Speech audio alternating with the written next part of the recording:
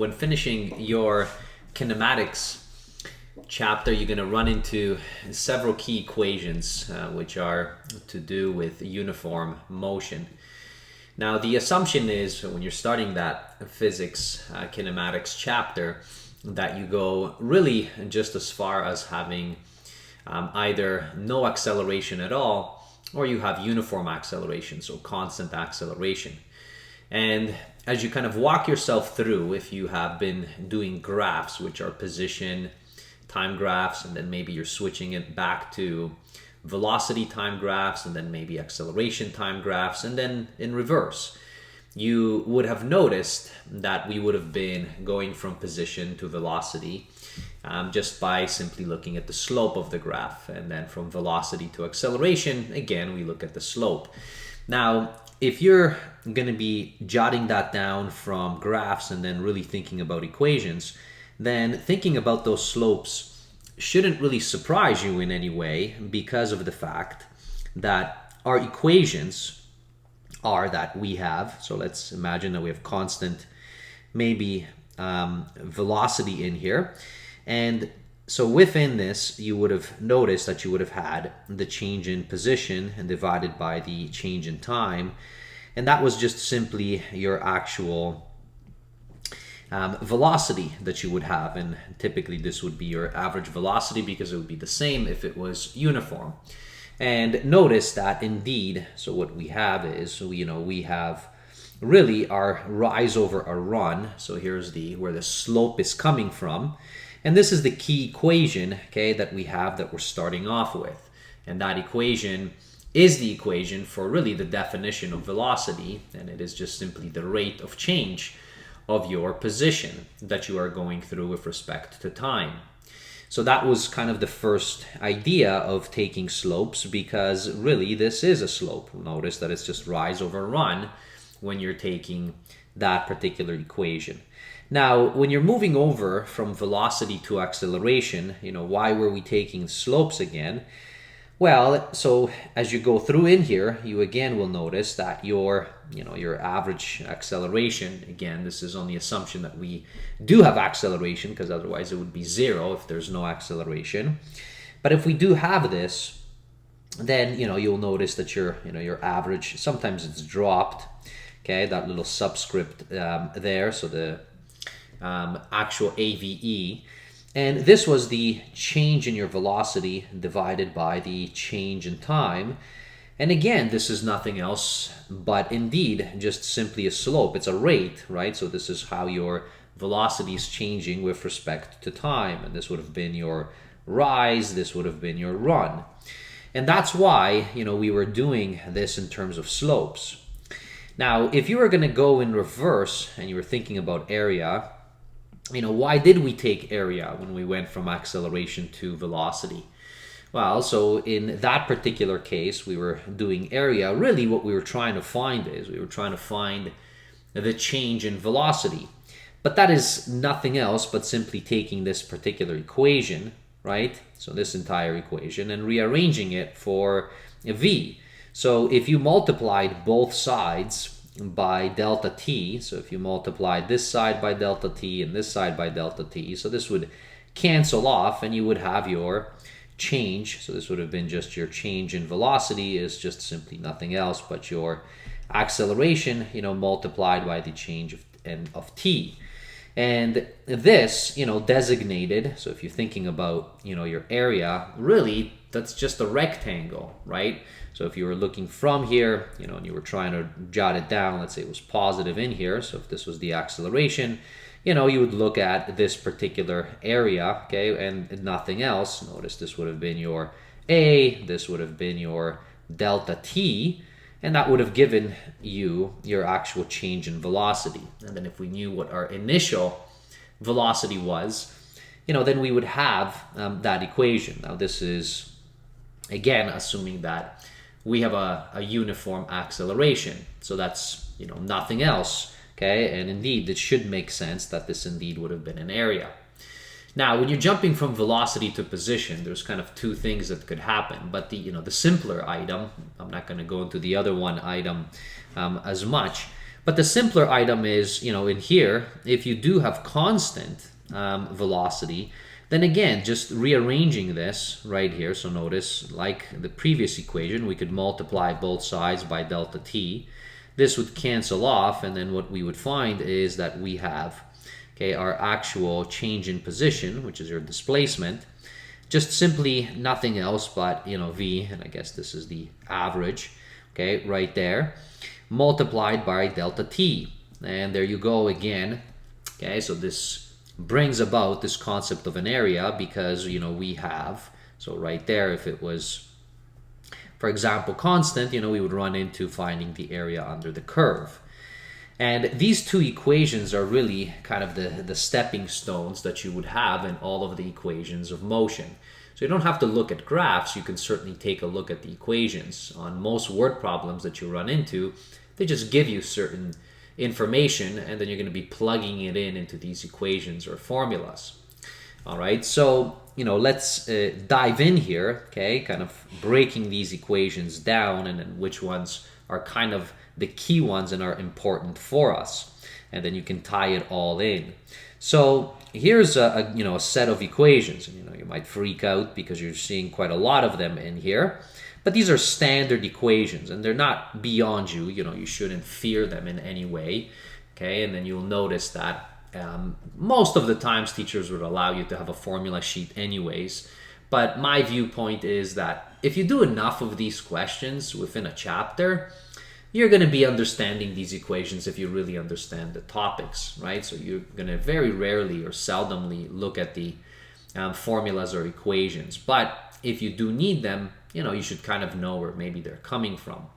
So the first one, okay, that we have this is when we have no acceleration. So this is the one that I just talked about. If there's no acceleration, we have constant velocity. And this is just pure definition. So this is the definition of velocity. So if you were defining speed and velocities, maybe I'll put up a link up above there.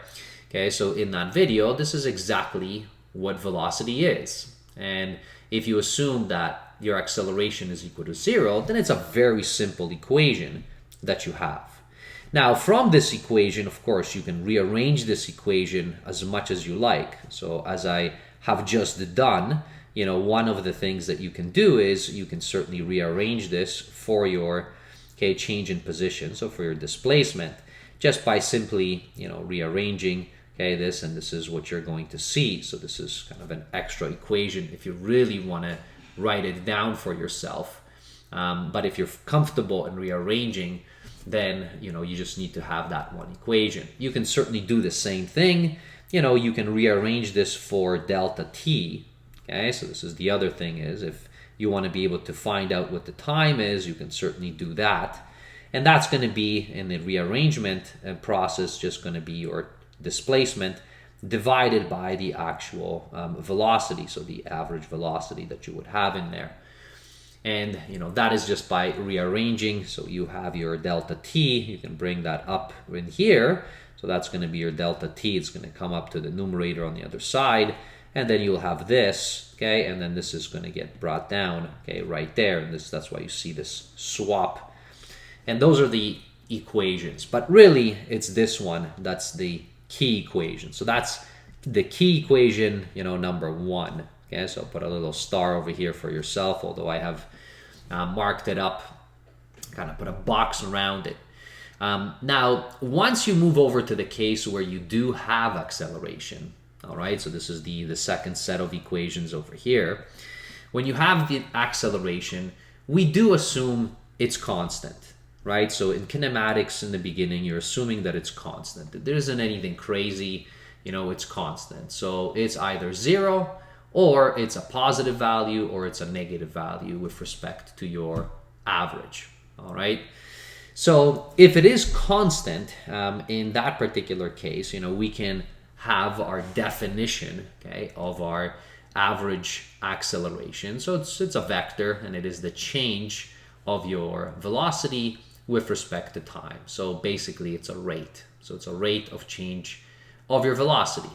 And here is the actual equation that we have. And very often, so this delta t, this just means what was your final velocity minus your initial velocity.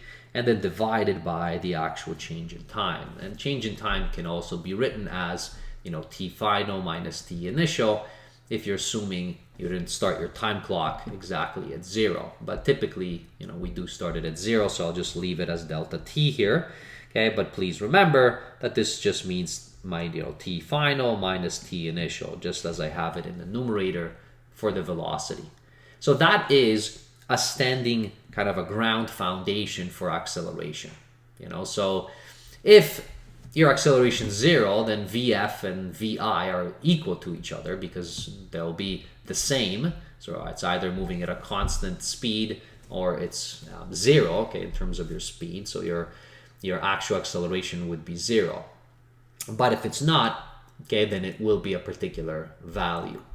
Now from here, you're going to be jumping yourself into these two new equations, right? So you have this equation for V final, and then you have an equation for V initial. Where does this come from? Well, it comes from actually this right here. So I'm going to borrow this right here, and I'm going to just show you. So I'm going to copy this down. Okay, let's bring it down here, kind of below. And then from here, what are we going to do is we're going to be taking this in and then trying to, derive, okay, or isolate for our equation. So this one, let's start with Vf. So if I have this particular equation, so notice this is going to be A, okay, is equal to, so I'm going to put Vf minus Vi, and this is going to be all over, delta t. So how would I do this? Well, I have to rearrange this, so I'm going to multiply both sides by delta t, okay, so right there. So that's going to get rid of this, okay, so that's gone. Now on the left-hand side right here, now we typically will write the acceleration first, so I'll do that because it's a multiplication between them. So this is what we will have. We drop that multiplication symbol, and then we have Vf, minus Vi over here. And if you bring this Vi over to the other side, so as you're rearranging this, then what you're going to get is indeed, you have your Vi, plus this particular term, okay, which just stays there. So I'm going to just duplicate it, shift it over, and this is going to be equal to, Vf. Now, of course, okay, this is your equation. We typically write, V final first and then equals to the other side. So here, if I kind of scroll back, that's exactly this equation. That's where it comes from. So I'm just manipulating, okay, that equation as it is. Now, the second equation, which is for Vi, it's exactly the same thing. So instead of isolating for Vf, we're going to be isolating for Vi. So it's not going to be any different, okay, as you're going through here. So what you would have done is you would have still multiplied this, okay, on both sides, okay, by delta t, right? So this is what you would have, okay? And in here, instead of isolating for Vf, we can isolate for Vi, okay? So notice that in here, so from here, we have our Vf. Well, if you want Vi on its own, then just move this on the other side. And of course, this is going to then give you Vi is equal to, this is Vf, and then it's going to be minus because that term goes over on the other side. And that's your actual equation. So there you go. Those are your two equations, 1 and 2. So those are extra kind of equations that you have if you need, okay, Vf or Vi. All right, so those are the equations, okay, coming in from motion, and they're directly derived from right here. So there isn't anything magical happening. You're just rearranging this equation. Now, one next item, so as I'm kind of scrolling through here, there's some complicated looking equations in here. So, you have basically, these two equations. In particular, it's this one that seems kind of complicated, okay, in here. It's the harder one for students typically to use, especially if you've forgotten, grade 9 and grade 10 math and you're kind of rusty, okay, or you're coming back into physics after a while. This equation or this formula will kind of freak you out as it is. But let's see where it's coming from, and hopefully, you won't kind of think that it's something magical in any way. So the one key, it's actually a very important aspect of understanding, what happens when you do have uniform acceleration. Uniform acceleration means that your velocity is changing uniformly.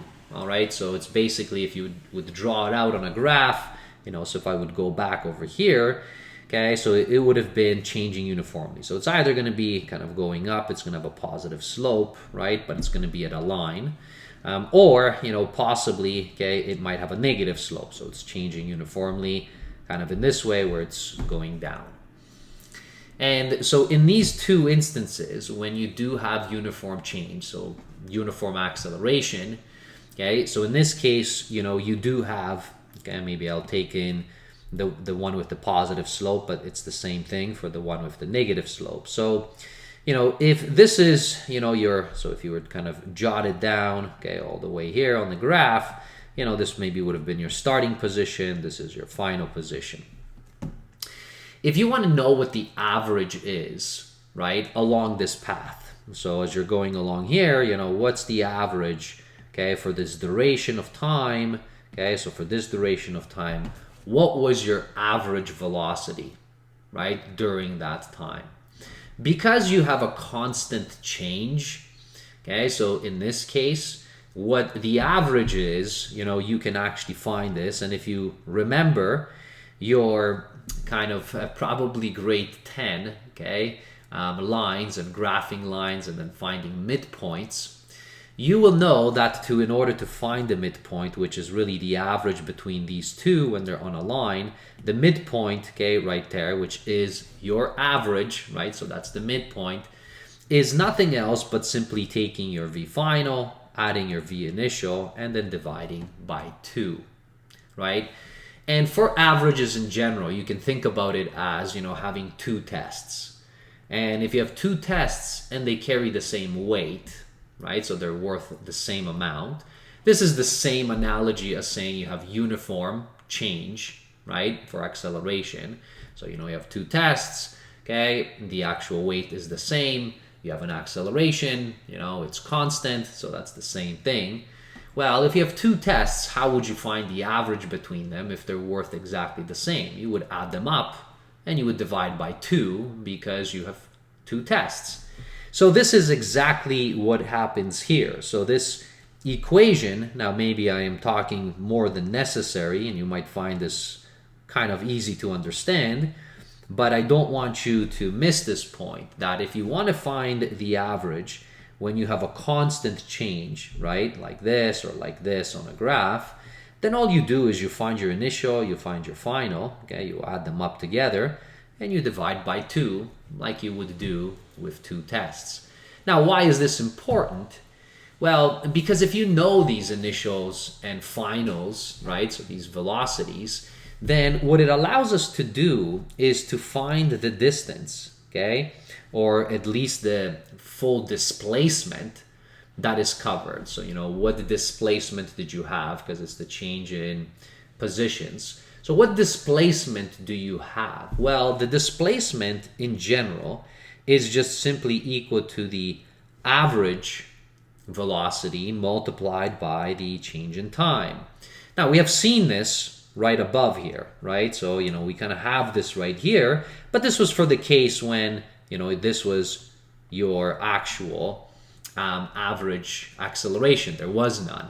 But it still holds so long as you can find this average for even the case when you do have uniform acceleration. But, okay, if that is true, right, and we know that the average acceleration is equal to the addition of these two divided by 2, then I can just substitute it in, meaning I can substitute it right there. And if I substitute it right there, then this is what I will get, right? So I have a new equation here, okay, that we would write out. And this is exactly what I've put in there. So if you're lucky enough that in a word problem you're given your initial and final velocities, right, and you know the duration of time that something has traveled, then you can actually find what the displacement was. This is exactly what the displacement would be.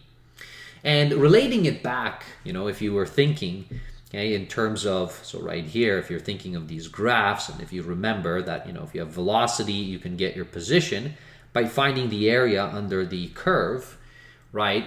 So this is exactly what it is. This is actually how you would find that area under the curve. And notice the little 2, okay, which you have in here, and this comes from the fact that, remember, if you have an area under the curve of a triangle, an area under the curve of a triangle is basically 1/2 base times height. Well, so there you have it, okay? So this is where the 1/2 comes from, okay? And then this is where the base times height comes from as well, and you can relate it back. I don't want to say more than that, but this is exactly kind of what we would have. And moreover, and this is exactly, what you would be starting off with, so you can transition, okay, into this equation. Now, I want to just show you where does this actually come from. So, this one that I've just shown you is very simple, because if you know what the average is, you can substitute it in, and, you have your equation. But where does this come from, right? So as I'm kind of going along here, so let me take this, copy it, and bring it down here. So this is my, equation, and I'm just curious, kind of scratching my head, where does this actually come from? Well, it comes from the fact, okay, of 2 things. Number 1, okay, so it comes really just from this, okay, so this isn't anything new. I just want to show you. So that equation comes from this equation, all right? Now, why does this come from this equation? Because of the fact that we have, okay, all that we've done is we've substituted, okay, this.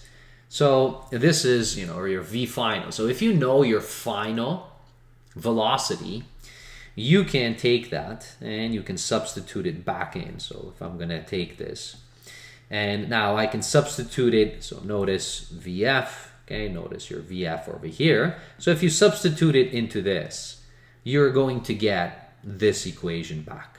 So, let's take a look what happens. So this is going to be your delta T, and it is equal to, now I'm going to still keep all of this in brackets. So this is your initial velocity plus, now I'm substituting back in. So this is going to be VI, another one, plus the acceleration that I have multiplied by the change in time. And so all of this now, okay, is divided by 2 right there. And this is multiplied by delta T. Okay, so this is my delta T, this is my delta T. This is my VF, well, I've just substituted this in. So if you have this, you can now simplify this. This is, again, dating you back to grade 9 and 10. So you have to collect your like terms. So here's my like term. I have 2 of these vectors.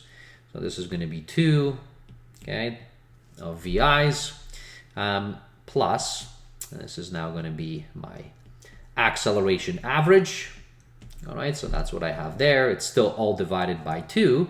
But please keep in mind, so because of this division, so this is a fractional division, this is the same thing as saying this is divided by 2 and this is divided by 2. That's exactly the same meaning.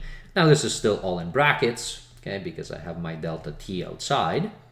And now notice, so the 2 cancels, so that's gone. And what I have left with is this is my VI, all right there, plus this is my acceleration average times delta T. It's going to be over 2. And this whole thing is multiplied by that. So now the last step is, we have to bring this inside of the bracket. So I have to distribute this, and you're going to be distributing it into both of the terms. So that means this is going to be VI times delta T plus, okay, and now this particular 2, very often when we have this in formulas, we actually take this outside. So this is the same thing as saying 1 over 2 multiplied by this whole thing, right? So if I write this out, okay, so notice this is going to be A average, all right, times delta T. But now I have 2 of them because it's delta T times delta T, right? So as I multiply this through, so this is going to be squared. And then that little 2 just came out in front. And that's your equation. Now notice if I take this equation right there, so I'm going to copy it, and I bring it back, this is exactly, okay, so notice exactly the same thing. So this is my first term, and this is my second term. And for most students, in grade 11, you might kind of freak out in terms of deriving this, but really there's no excuse of not knowing and being able to follow these. Once you get your math and you're comfortable with actually some of your math components, having this formula is definitely super handy, and it's one of the key formulas in kinematics that you run into, at least in one-dimensional kinematics that you have. So there you have it, right? So that's how it comes from. And now, once again, relating it back, it is this exact formula that you have always been using when you were taking the area under the graph to find your position, your displacement. So here it is, right? This is your displacement. It is the addition, okay? This was your rectangle. This is your triangle, okay? In the cases when you do have, okay, something like this, right, in terms of changing. So, you would take the area under the curve, and notice you would break it down into two pieces. You would have a rectangle. Well, that's your rectangle right there. And then you would have a triangle, and this is your triangle right there, and that's your piece. This is your half for the triangle, right? And this is the entire thing. Now it's acceleration times delta t squared, because acceleration times time is actually, okay, your change in velocity, okay, times time. So that's kind of how it relates it back. Now, if you want to know a lot more, okay, about going back and forth between areas and so on, I'll put up a link up above there, okay, for maybe starting from your acceleration and then going back to velocity and then going back in. And it's all related to this. This is instead in formulas or equations, okay, while there you were just thinking about areas under the graph. All right, so there you have it. That's how you have that equation. Now, there's two extra equations. Sometimes they'll be thrown in some textbooks, and some teachers do use it. I mean, I sometimes do use it. I think it's, handy. I don't use this one as much, okay? So this one is related. So notice it looks very similar to this equation.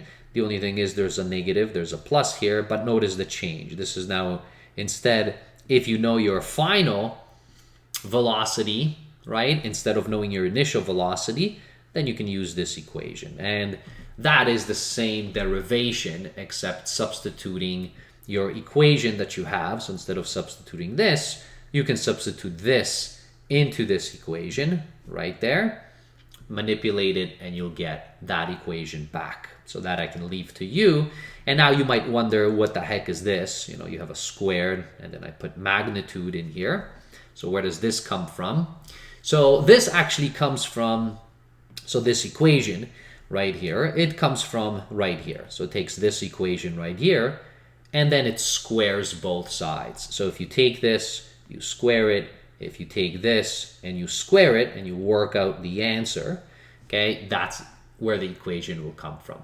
Now, the only thing is because when you square, so notice because this is a vector, we can't square a vector because these vectors have a magnitude and a direction, so there's no way to square the direction. So therefore, in this instance, we kind of drop the vector and we're only worried about the magnitude.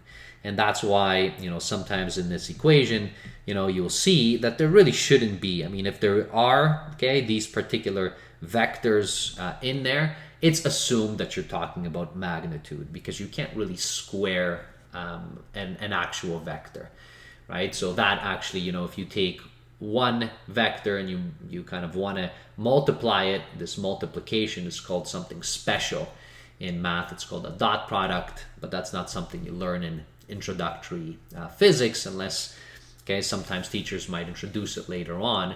But in this case, these are just magnitudes that you're dealing with. So those are all your equations that you have for kinematics. And in this video, this is all I wanted to do, is just to kind of show you where they come from. And if you want to derive them, you certainly can.